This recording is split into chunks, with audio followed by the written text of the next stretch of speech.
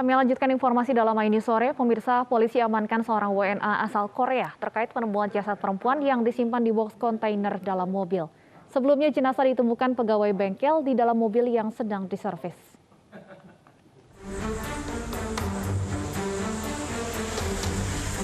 Di dalam mobil jenis SUV inilah pegawai bengkel di daerah Tanah Baru, Bogor, Jawa Barat menemukan jenazah dalam kondisi tidak utuh.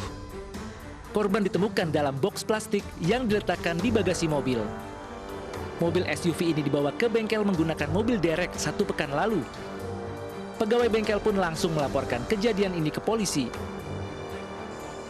Setelah menggelar olah TKP, polisi mengamankan seorang warga negara asing di sebuah perumahan kawasan Tanah Baru, Kota Bogor malam tadi.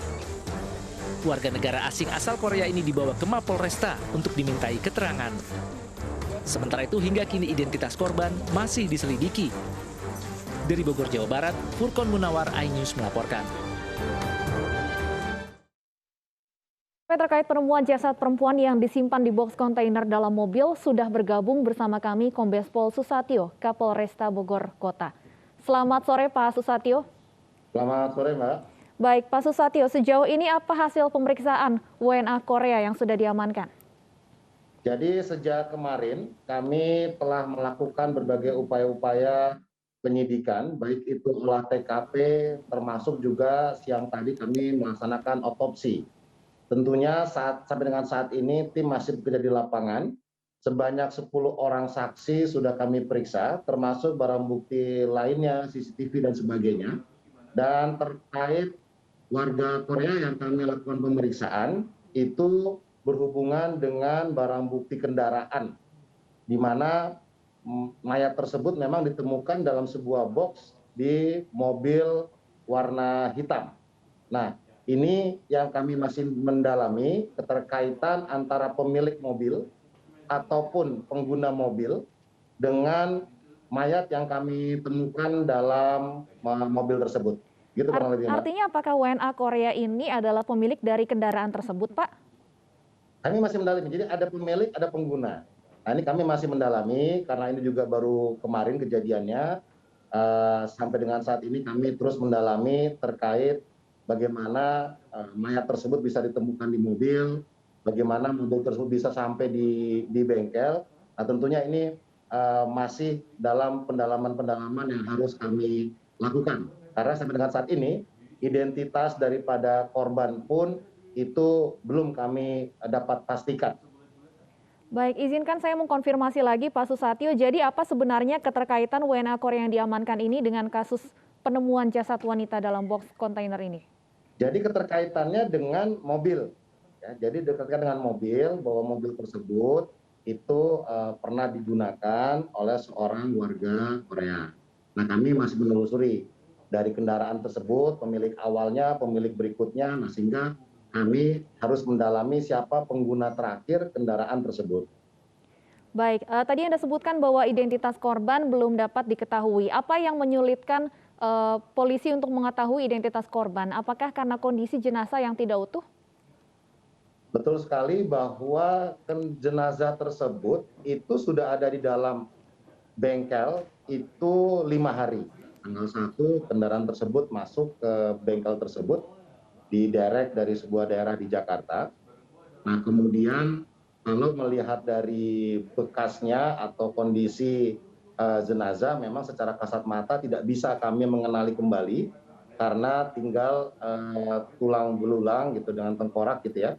Tetapi kalau itu sebagai bagian daripada yang isu beredar mutilasi, itu jenazah masih utuh. Dari kepala, kaki, dan sebagainya masih utuh, hanya saja memang tidak bisa kembali kami kenali ciri-ciri fisik yang nyata kami lihat, sehingga kami membutuhkan identifikasi lanjutan termasuk hasil dari otopsi tersebut. Gitu kurang lebih. Baik, jenazah sudah berada di dalam mobil selama 5 hari. Mengapa kemudian Pak Susatyo baru ditemukan di hari kelima? Itu yang masih kami mendalami. Ya. Itu ada di bengkel 5 hari. Artinya sampai di bengkel, kemudian tes tanggal 1, baru sekitar tanggal 6 kemarin itu akan dikerjakan. Jadi tidak langsung dikerjakan oleh pihak bengkel. Nah kami sedang mendalami hasil kendaraan tersebut, dibawa dari mana, dan sebagainya, Mbak. Ini kan masih 1 hari, kami mohon waktu dan doanya segera bisa kami ungkap identitas juga pelakunya. Apakah pihak bengkel tidak mengetahui, Pak, siapa yang mengirimkan mobil ini? Data-data kami sedang kami kumpulkan, berbagai CCTV juga kami kumpulkan. Kami juga mengarah karena kendaraan tersebut diderek dari Jakarta. Nah, ini yang kami, sehingga waktu diderek tersebut memang tidak ada pemiliknya gitu, tapi memesan seperti tentu itu menjadi objek dari perusahaan kami. Baik, untuk hasil otopsi apakah sudah diketahui, Pak, penyebab kematiannya? Hasil otopsi belum resmi dikeluarkan, masih kami pelajari karena baru tadi selesai. Berapa lama waktu yang dibutuhkan, Pak, untuk mengetahui hasil dari otopsi ini? Ya, semoga secepatnya bisa kami pelajari, tetapi tentunya otopsi ini adalah terkait dengan penyidikan. Tentu tidak semua kami buka hasil otopsi tersebut, sehingga kami masih fokus kepada identitas daripada korban tersebut sampai jelas, sehingga dari identitas tersebut kita mengetahui korbannya apa, sehingga mengarah kepada motif dan sebagainya. Baik, kami akan tunggu tentunya hasil penyelidikan dari kasus ini. Terima kasih Kombes Susatyo, Kapolres Bogor Kota sudah bergabung bersama kami di iNews Sore. Pemirsa, kejahatan dengan modus membuang mayat dalam kantong plastik sudah beberapa kali terjadi. Cara tersebut dilakukan pelaku untuk menghilangkan jejak. Warga Cilebut, Tanah Sareal, Bogor, Jawa Barat geger dengan penemuan jasad perempuan dalam plastik tergeletak di depan gerbang toko bahan bangunan. Tidak hanya terbungkus plastik, kaki korban juga dalam kondisi terikat. Dari hasil identifikasi ditemukan kartu tanda penduduk atas nama Deska Putri yang berusia 18 tahun, warga Ciarutan, Cibung Bulang, Kabupaten Bogor yang berstatus mahasiswi. Warga desa Bayur Kidul, Karawang digegerkan dengan penemuan jasad pria tanpa identitas di pinggir jalan Syekh Kuro.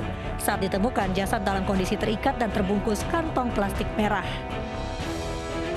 Penemuan mayat bermula saat 2 orang warga lari pagi melintas di lokasi kejadian.